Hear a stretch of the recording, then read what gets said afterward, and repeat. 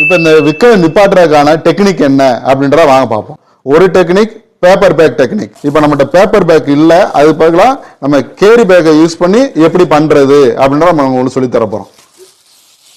அதை பிடிச்சிக்கணும், பிடிச்சிட்டு சும்மா. இந்த பேப்பர் பேக் டெக்னிக்கில் என்ன நடக்குது அப்படின்னா, ஃபர்ஸ்ட் ஒரு ஆக்சிஜன் சுவாசிப்பார், வெளியிடுற காற்று கார்பன் டை ஆக்சைடாக இருக்கும்.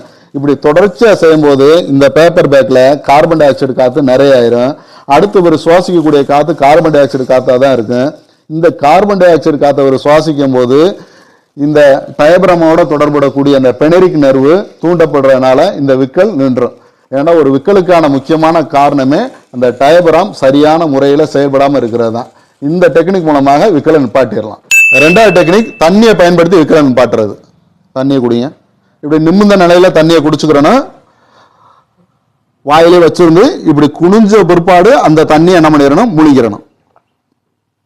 ஸோ இப்படி 2 or 3 டைம்ஸ் செஞ்சோம் அப்படின்னா இந்த விக்கல் நின்றோம்.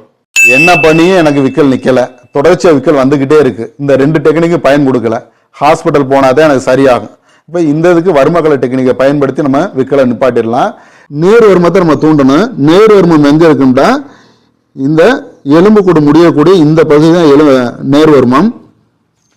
இப்படி விரலை வச்சுக்கிட்டு லைட்டாக மைல்டாக அழுத்தி இந்த பக்கமாக ஒரு அழுத்தம் கொடுக்கும். 10 டைம்ஸ் கூட இந்த மாதிரி செய்யலாம், தப்பு இல்லை. இப்படி செஞ்சுக்கிறது. இப்போ நேர் வர்மத்தை தூண்டியாச்சு. அடுத்து ரெண்டாவதா நேர் வர்மத்திலிருந்து இங்கே வரக்கூடிய முண்டல் வர்மம், இது 2 பக்கமும் இருக்கு. இப்போ இதை எப்படி நம்ம தூண்டி விடுறது அப்படின்னா, நேர் வர்மத்திலிருந்து இப்படி விரல்களை வச்சுக்கிட்டு இப்படியே ஒரு அழுத்தம் கொடுக்குறது, முண்டல் வர்மம் வரையும் அழுத்தம் கொடுக்குறது. இதே மாதிரி ஒரு 5 to 10 டைம்ஸ். இருக்கக்கூடிய டயபிரமோடு தொடர்புடைய பெனரிக் நர்வு இங்க இருந்து இப்படிதான் வருது. அப்போ அதை நம்ம தூண்டி விடுறதுக்கு நம்ம என்ன செய்ய போறோம் அப்படின்னா, இப்போ இந்த கழுத்து பகுதியில் ஒரு மிதமான தடவல் பண்ணும்போது இந்த பெனரிக் நர்வு தூண்டப்படும். வேகஸ் நர்வு அப்படின்றது இந்த இடத்துல இருந்து இப்படியே வரக்கூடியது.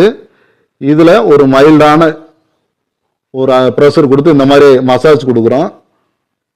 இப்படி பண்றது மூலமாக இந்த தொடர் விக்கலை நம்ம சுலபமாக சரி செய்யலாம். இந்த டெக்னிக்ஸை யூஸ் பண்ணி நம்மளே நமக்கு உண்டான விக்கலை சரி செஞ்சுக்கலாம்.